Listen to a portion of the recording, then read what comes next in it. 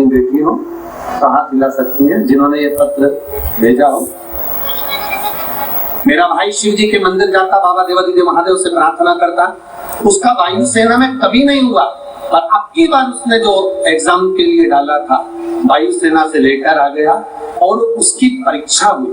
और बाबा का क्या वर्णन करूं, एग्जाम में वो पास भी हो गया, पास तो हो गया, और जब मेडिकल प्रारंभ हुआ तो उसकी आंख पे चश्मा था तो मेडिकल में उसको निकाल दिया। 20 दिन का टाइम उसको दिया गया, खूब रोया। जी बाबा भोलेनाथ ने मुझे पास तो कर दिया परंतु मेरी नौकरी नहीं लग सकती क्योंकि मेरी आंख का चश्मा है। 20 दिन का टाइम दिया।